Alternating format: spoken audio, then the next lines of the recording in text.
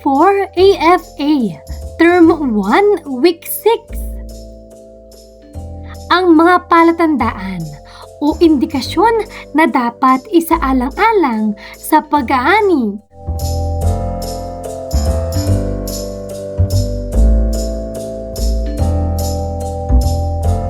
Matatag curriculum, bansang makabata, batang makabansa, with me, Teacher KMT.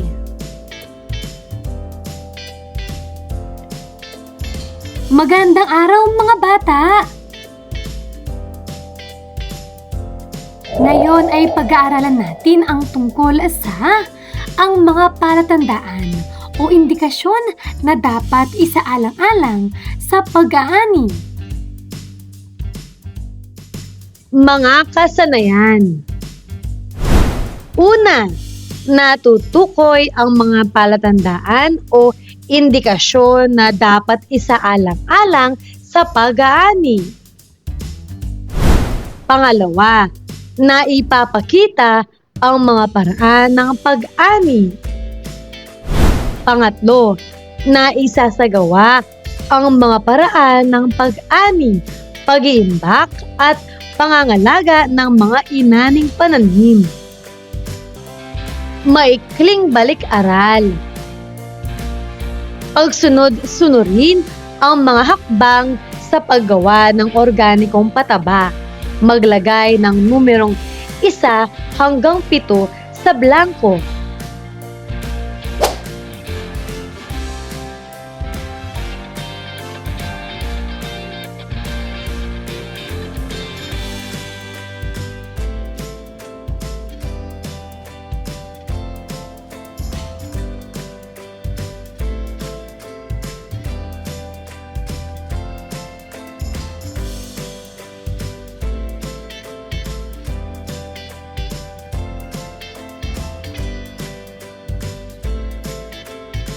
Sagutin na natin. Ang unang bilang ay humanap ng medyo mataas na lupa.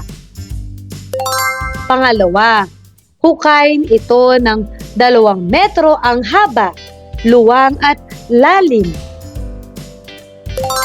Pangatlo, ilagay sa loob ng hukay ang mga pinutol na damo, basurang nabubulok at mga pinagbalatan ng prutas at gulay.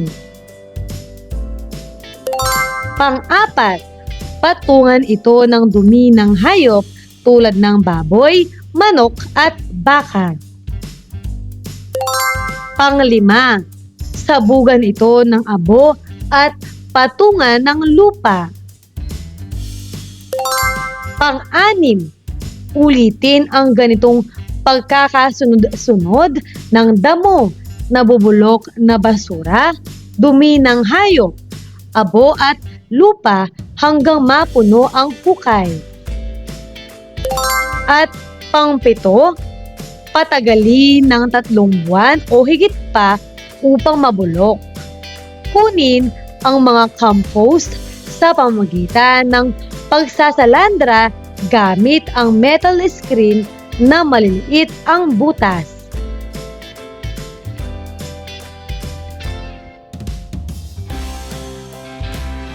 Paglinang sa kahalagahan sa pagkatuto sa aralin. Tignan mabuti ang larawan.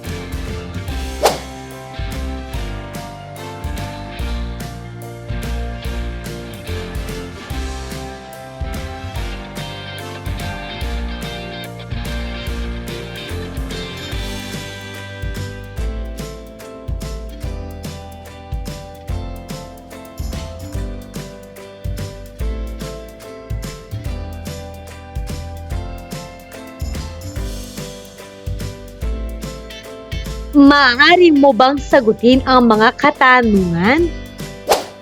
Una, ano ang ginagawa ng mga tao sa larawan?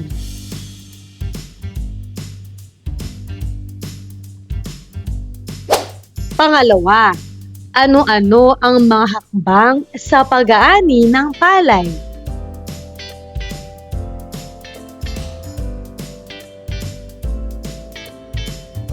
Paghawa ng bokabularyo sa nilalaman ng aralin. Una, tradisyonal. Ito ay ang kaugalian at tradisyon na pinaniniwalaan at sinusunod at ipinasalin-salin mula sa iba't ibang henerasyon. Pangalawa, pakyawan. Ito ay paraan ng pagbili ng maramihan. Pangatlo, makina. Ito ay mechanical o dekuryenteng kagamitan.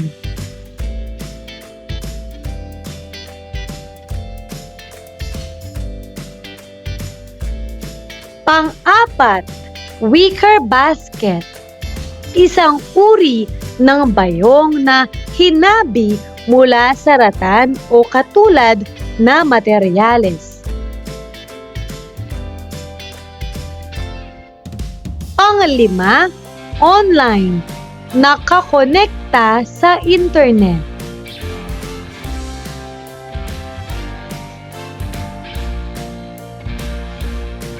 Paraan ng pag-aani, pag-iimbak at pangangalaga sa mga inaning tanim.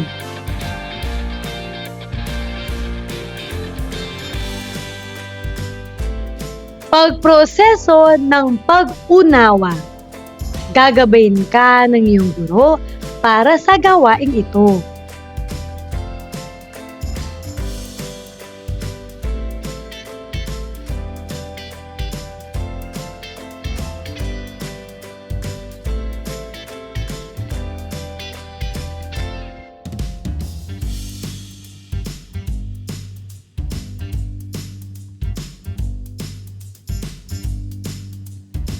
Aralin na natin ang mga dapat isaalang-alang sa pag-aani. Una, sa kamatis. Inaani ito bago pa man ito mahinog. Ito ay dapat berde at magulang na. Ito ay maaring anihin ng 50 hanggang 60 na araw pagkatapos itong maitanim. Kapag naninilaw at medyo namumula na, maaari na itong anihin.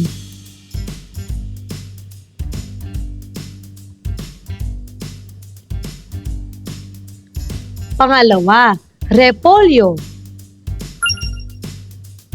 Inaani kung sapat na ang laki at handa ng anihin. Maaring anihin ang mga repolyo kapag matigas na ang magkakapatong na dahon o ulo nito. Madalas inaabot ito ng 80 hanggang 95 na araw pagkalipat tanim. Ito ay gulay berde.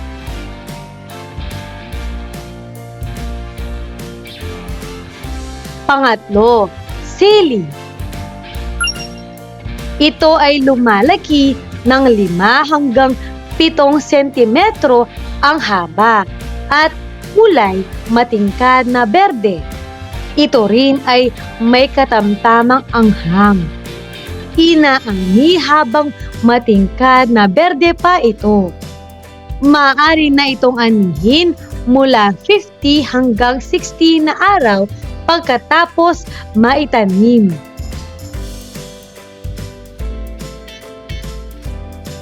Pang-apat, singkamas at labanos.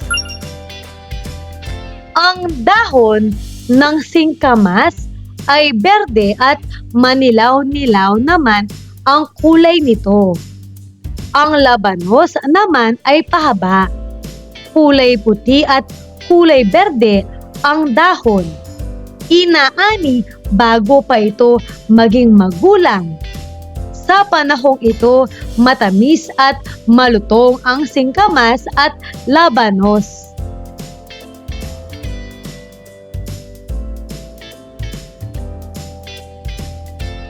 Panglima, letsugas. Ang ulo ng letsugas ay siyang inaani at kinakain. May maliliit itong bulaklak na kulay dilaw.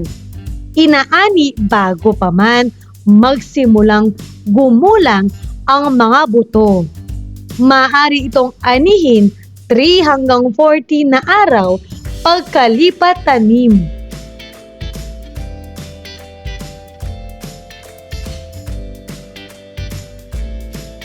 Pang-anim, okra. Ito ay kulay berde at mahaba. Ito ay medyo madulas kapag kinain. Inaani habang malutong at bata pa. Ito ay maaaring nang anihin makalipas ang 45 na araw mula sa pagkakatanim.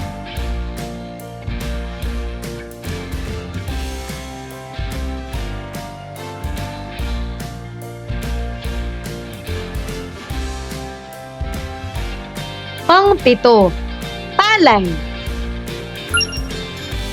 Maliit lamang ang butil nito.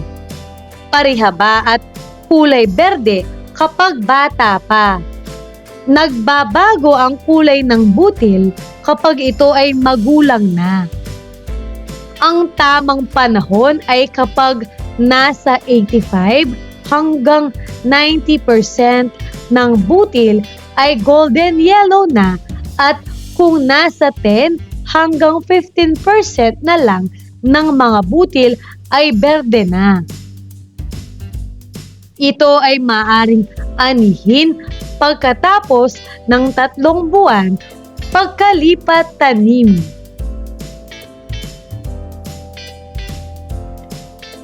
Pang-8, kalamansi. Ito ay bilog, maliliit ang bunga at maasim. Ang puno nito ay hindi masyadong tumataas. Ito ay nagsisimulang mamunga pagkatapos ng 2 hanggang 3 taon.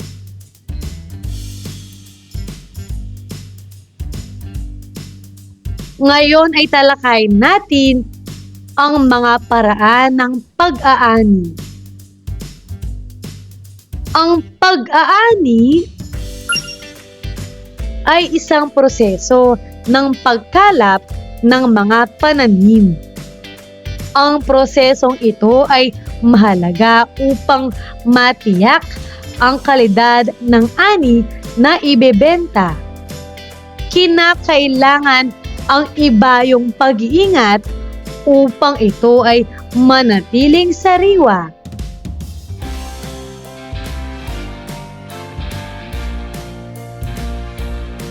Talakayin natin ang mga paraan ng pag-aani. Una, mano-manong pag-aani. Isa itong teknik ng mano-manong pag-aani gamit ang kamay sa pagpitas ng prutas, dahon, gulay at iba pa. Halimbawa nito ng pananim na inaani sa paraang mano-mano ay labanos at sili.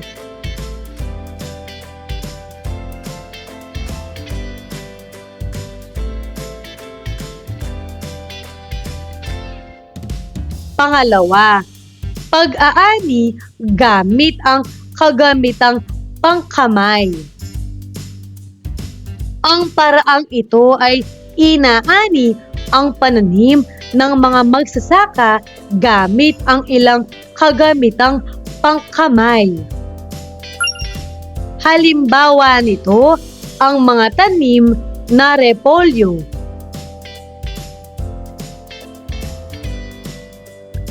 Pangatlo, pag-aani ng makina. Ang paraang ito ay isang pagsasanay na nagtitipon ng malaking dami ng mga butil sa tulong ng mga makabagong pag-ani. Halimbawa nito ay ang palay na inaani gamit ang makina upang mapadali ang pag-ani nito. Alamin naman natin ang pag-iimbak at pangangalaga sa inaning tanim. Una, gumamit ng wicker basket sa pagtatago ng gulay. Maiiwasan ang mabilisang pagkahinog o pagkalanta ng ani dahil ang wicker basket ay gawa sa mga kahoy o kawayan at ang disenyo nito ay akma lamang upang maiwasang mahalumigmigan ang ani na sanhi ng pagkasira agad nito.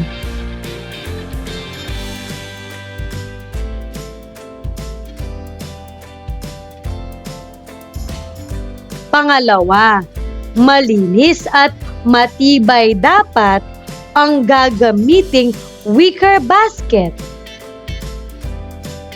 Pangatlo, uriin muna ang laki, edad at hugis ng gulay bago ito ilagay sa basket. Ihiwalay ang hinog sa mga hilaw pang produkto.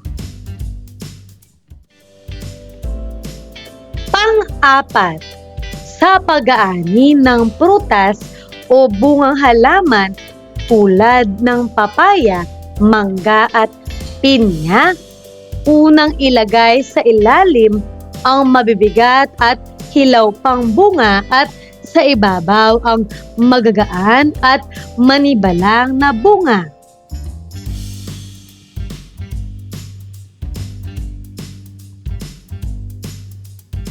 Panglima, itago sa malamig na tuyong lugar ang produkto.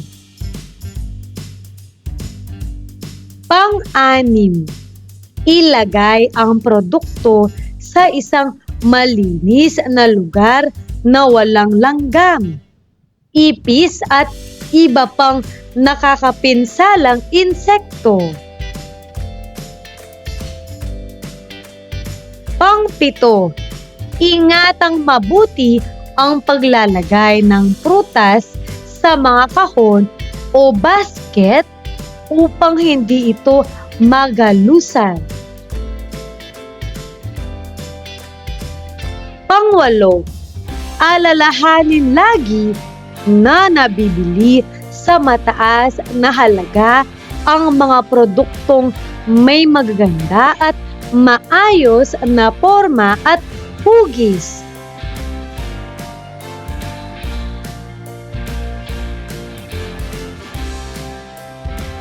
Pinatnubayang pagsasanay. Paano to? Basahin at unawain ang bawat pangusap at sagutan ng tama ang pangusap kung ito ay wasto at mali kung hindi wasto. Para sa unang bilang, ang mano-manong pag-aani ay isang paraan ng pagtitipon-tipon ng malaking dami ng butil sa tulong ng makabagong pag-aani. Ito ba'y tama o mali? Mahusay! Ito ay mali. Pangalawa, ang okra ay inaani bago pa man gumulang ang mga buto. Ito ba'y tama o mali? Magaling! Ito ay tama.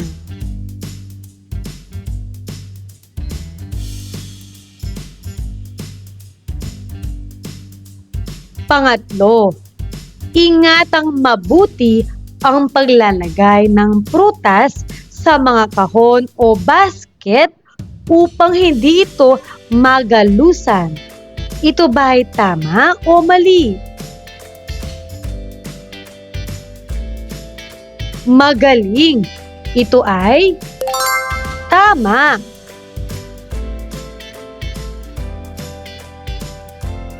Pang-apat, ang kamatis ay inaani bago pa man ito mahinog. Ito ba ay tama o mali?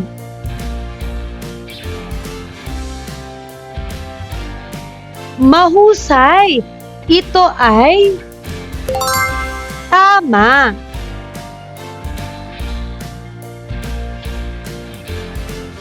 Panglima, mas mahal na bibili ang produktong sariwa at maayos ang anyo at hugis.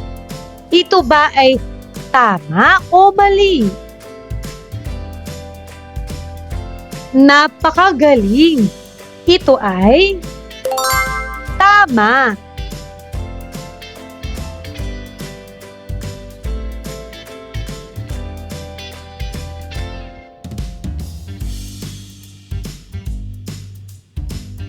Paglalapat at pag-ugnay.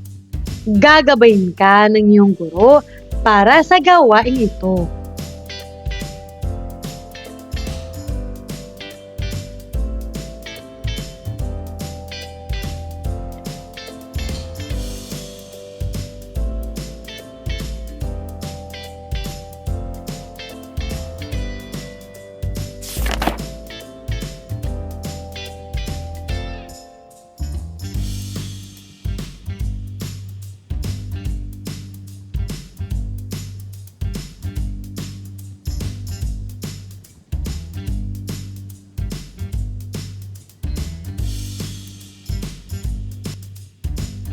Pagsusulit.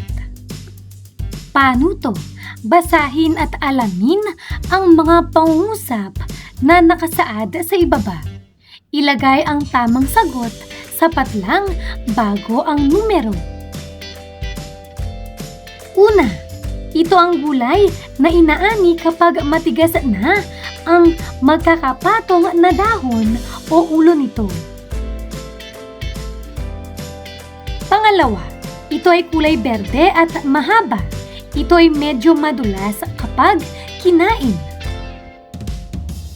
Pangatlo, ito ang pananim na inaani kapag 85 to 90% ng mga butil ay kulay golden yellow na. Pang-apat, ito ay bilog. Maliliit ang bunga at maasim. Panglima, ito ang gulay na inaani habang matingkad na berde pa at may katam-tamang anghang. Pang-anim, ito ang gulay na inaani bago pa ito mahinog at maaring anihin pagkalipas ng 50 hanggang 60 araw mula ng maitanim.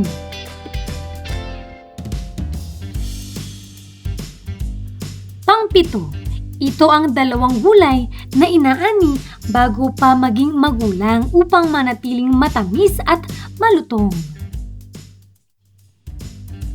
Pang-walo, ito ang gulay na ang ulo ang siyang kinakain at inaani bago magsimulang gumulang ang mga buto.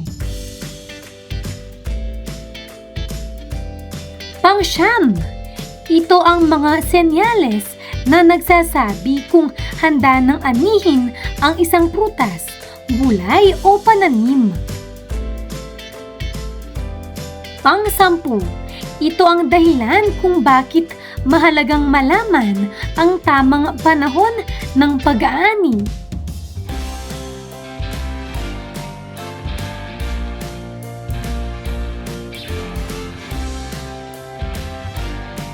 Mga tamang sagot.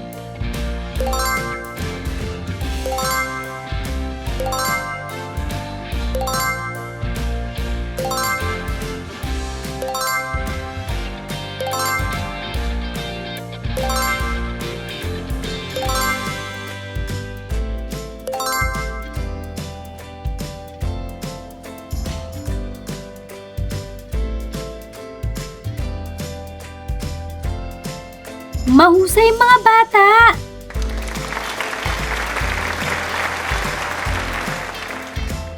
Ano ang mga natutuhan mo sa araw na ito?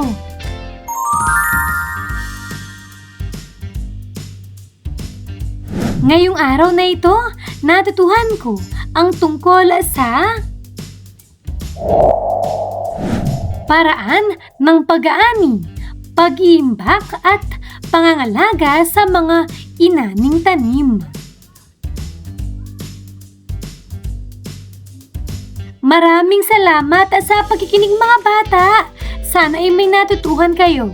Huwag niyong kalimutan, pindutin ang like, share at subscribe.